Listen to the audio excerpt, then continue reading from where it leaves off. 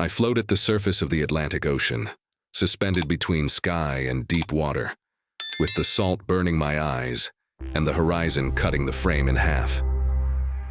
I am alone on a small research vessel, engines idle, equipment scattered around me, when the calm routine of scanning the water breaks without warning.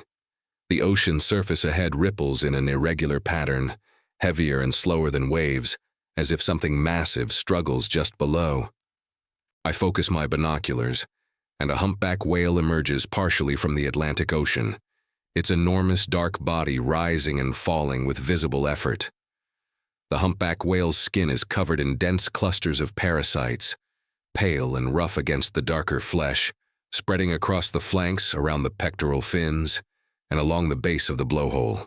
The infestation distorts the natural smoothness of the whale's body, creating raised patches that appear irritated and painful, making each movement look heavier than it should.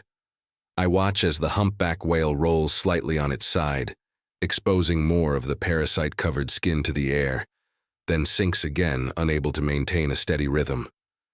The breathing is uneven. The blows are short and mistimed. The whale remains close to the surface, circling slowly, as if searching for relief that never comes. The parasites cling stubbornly, visibly embedded, turning a powerful ocean giant into an exhausted, vulnerable animal. I shut down the remaining noise on the boat and drift closer, careful not to disturb the water. The Atlantic Ocean around us feels suddenly vast and indifferent. The humpback whale stays near, not fleeing, not diving away, repeating the same labored path.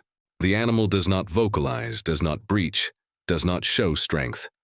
It simply remains present, massive and suffering, filling the frame with a silent insistence that something is wrong and time is already pressing.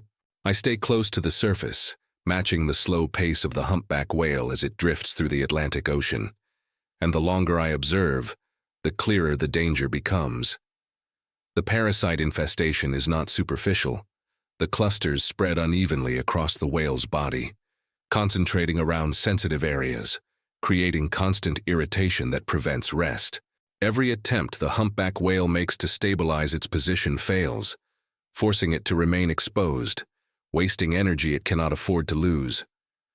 I notice the whale's movements growing more uncoordinated. The tail strokes lose strength. The pectoral fins no longer guide the body smoothly.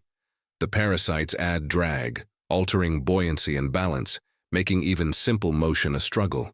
The whale tries to dive slightly, then resurfaces almost immediately, unable to tolerate the pressure or the effort.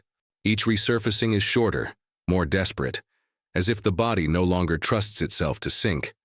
The Atlantic Ocean is not empty. Far below, currents shift, and above, the surface offers no shelter. The humpback whale remains trapped in a dangerous middle zone, too weak to dive deep, too exposed to recover near the surface. Sunlight reflects off the water, heating the irritated skin, intensifying the discomfort caused by the parasites embedded in the flesh. The whale rolls again, searching instinctively for relief that never comes. I realize time is not measured in hours anymore, but in breaths. Irregular blows signal rising stress and fatigue. The longer the parasites remain attached, the higher the risk of infection, blood loss, and systemic weakness. The Atlantic Ocean does not slow down for suffering. If weather shifts or predators appear, the humpback whale will not have the strength to respond. I feel the weight of limitation press in. I am alone on a small vessel, without specialized tools, without immediate backup. I can observe, document, and stay present, but I cannot solve this with patience alone. The whale's condition continues to deteriorate in real time, and the margin for error shrinks with every labored movement. The escalation is no longer theoretical. The danger is active, growing, and irreversible without intervention. I accept that observation alone will not change the outcome, and I shift from witness to responder, while the humpback whale continues struggling at the surface of the Atlantic Ocean. I activate emergency protocols and transmit the coordinates, describing the parasite infestation in precise terms, knowing that clarity determines speed. The whale remains close, drifting, breathing unevenly, as if the body senses that waiting is no longer an option. I prepare what limited tools I have on board, understanding their limits. I do not attempt direct contact. The risk of causing more stress or injury is too high. Instead, I stabilize the vessel's position, keeping the engine silent, maintaining a predictable presence. The humpback whale reacts not with fear but with exhausted tolerance, staying near the surface where help can reach it. Time stretches and compresses at once. The parasites remain embedded, continuing to drain strength with every movement. I monitor breathing intervals, body angle, fin response, documenting changes in real time. The whale's condition fluctuates, small improvements followed by visible setbacks.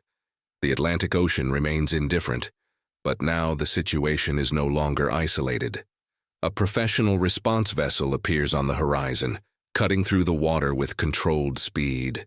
Trained marine rescuers arrive equipped with specialized tools designed to remove parasites without damaging skin or increasing stress.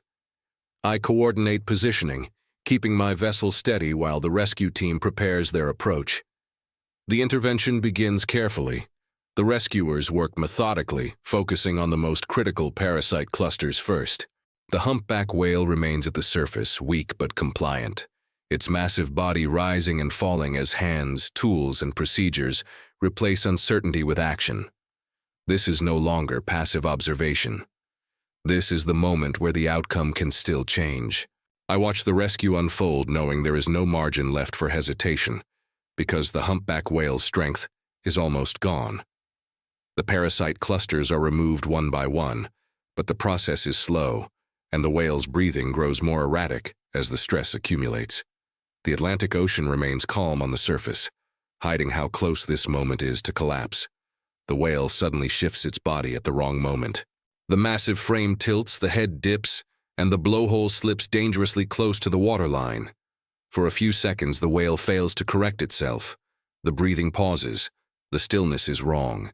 Every movement from the rescuers freezes as the risk becomes immediate and absolute. I recognize the signs of near failure. The parasite infestation, the exhaustion, and the prolonged exposure converge into a single critical point. If the whale inhales water now, if panic triggers a full roll, the intervention could turn fatal. This is the edge where good intentions are not enough. The rescuers adjust instantly.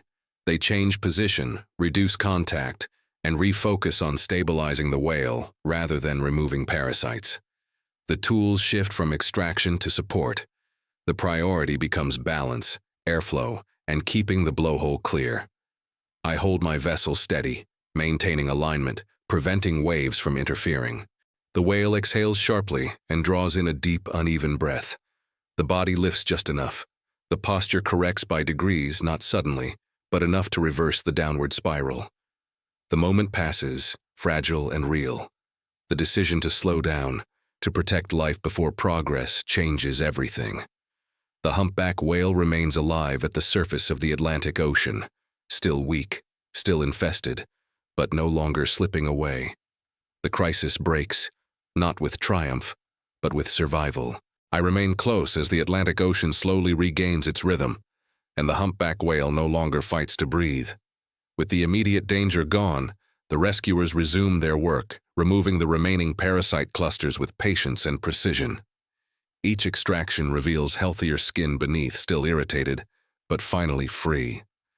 The whale stays at the surface calmly, no longer tilting, no longer panicking, conserving energy instead of losing it. The change is gradual but undeniable. Breathing becomes deeper and more regular. The blows rise higher, spaced farther apart. The massive body begins to hold its own balance without constant support. The parasites that once covered wide sections of skin are now reduced to scattered remnants, no longer dominating the whale's form. Strength returns in small, honest increments. The rescue team completes the intervention and slowly withdraws. Tools are lifted away. Distance increases. No one rushes this moment. The humpback whale remains still for several seconds, floating freely for the first time since I encountered it, testing its own control. Then the pectoral fins move with purpose. The tail responds with strength instead of hesitation. The humpback whale turns away from the vessels and begins a steady swim through the Atlantic Ocean. The movement is smooth, The posture is level. The body no longer drags against the water. With a final powerful blow, the whale dives, disappearing beneath the surface without struggle, without urgency, leaving only expanding ripples behind. I stay where I am, watching the empty water settle. The Atlantic Ocean feels different now, not because it changed, but because the outcome did. A life that was fading continues forward. I power down my equipment, stand alone on the deck, and let the silence close the story.